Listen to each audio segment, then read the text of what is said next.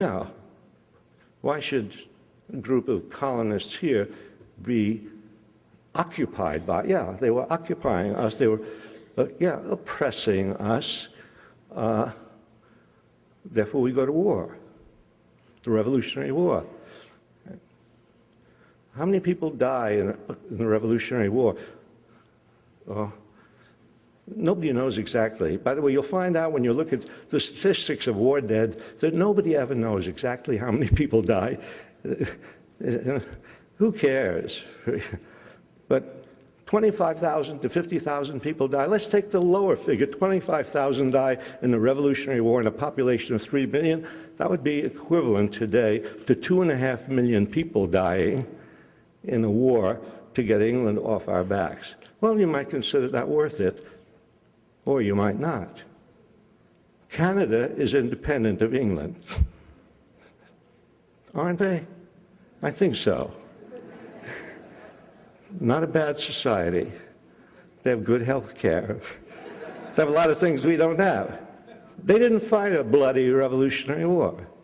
Why do we assume that you had to fight a bloody Revolutionary War to get rid of England? Do you know that, I always start off saying, do you know, because I figure people don't know this and they'll be gratified that I'm telling them this.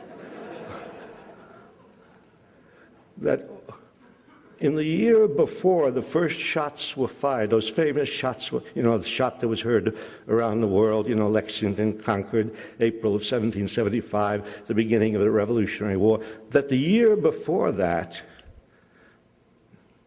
farmers in western Massachusetts had driven the British government out of most of western Massachusetts without firing a shot.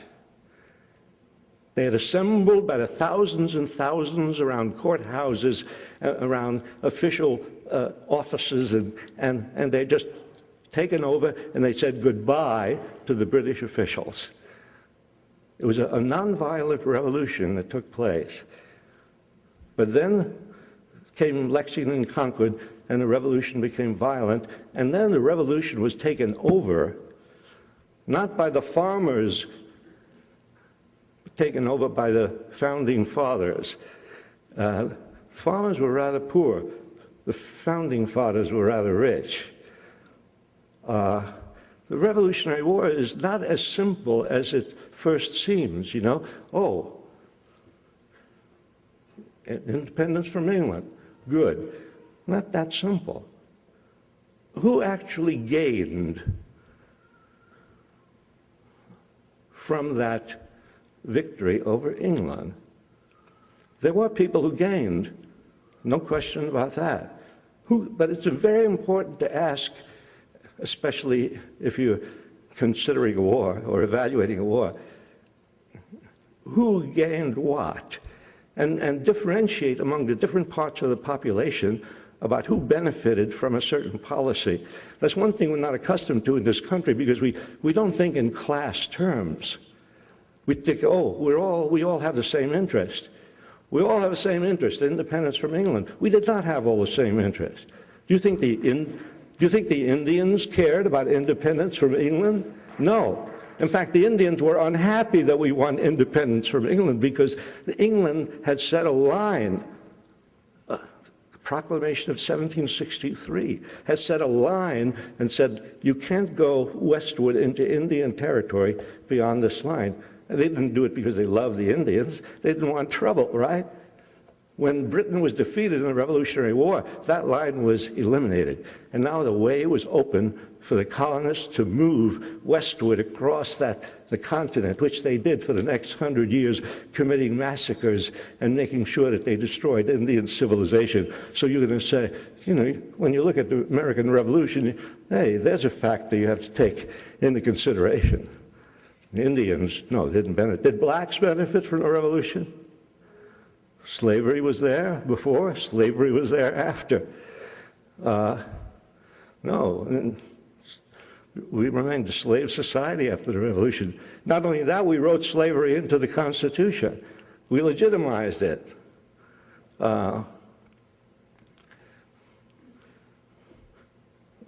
about class divisions? Why do we assume, well, aside from blacks and slaves and Indians? What about just ordinary, let's say, white farmers? Did they have the same interest in the revolution as John Hancock or Gouverneur Morris or Rich or Madison or Jefferson or the slave owners or the bondholders? Not really. It was not all the common people getting together to fight against England. Washington had a very hard time assembling an army. Well, they've got an army. They promised people. They took poor guys and promised them land. They browbeat people, and oh yes, and of course they inspired people. Well, let's have the Declaration of Independence. Wow, this is what we're fighting for. It's always good, if you want to get people who go to war, to give them a good document and to have good words in life and liberty and the pursuit of happiness. Yeah, that's what we're fighting for.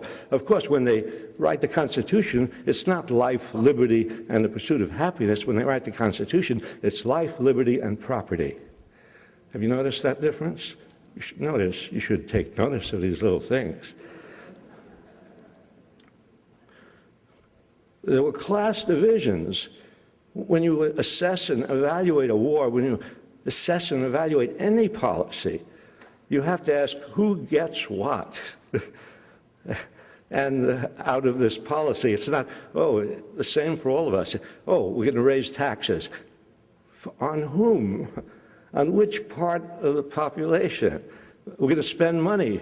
On whom? For? No. And what about the revolution? Is there a class division there in the benefits of the revolution? And oh, yes. We were a class society from the beginning. American society started off as a society of rich and poor, of people with enormous grants of land and people with no land.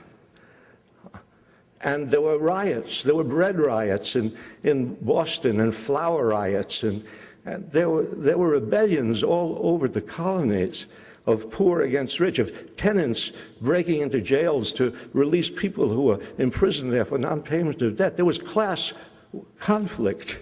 We try to pretend in this country we're all one big happy family. We're not. And so when you look at the American Revolution, you have to look at it in terms of class. Do you know that in the, again, my air of superiority, did you know what I know? Well, I know you know things that I don't know, but I may as well take advantage of what I know to lord it over everybody else. Do you know that there were mutinies in the Revolutionary Army by the privates against the officers? I ask you, do you know? Because when I studied the American Revolution, when I studied American history, and I'm talking about not just in elementary school, I went to graduate school. I want you to know that. I got a PhD in history. Really. Did I ever learn in my whole undergraduate, graduate education, did I ever learn about mutinies in the Revolutionary Army? No. Well, there's a lot I didn't learn. When I got out of school, I began to learn things. That's when you begin to learn, right?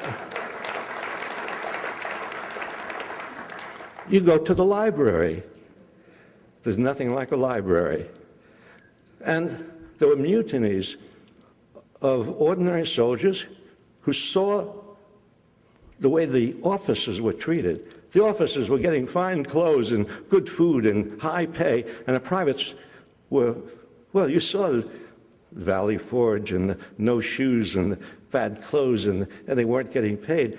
They mutinied, thousands of them, and not just 5 or 10, thousands of soldiers mutinied.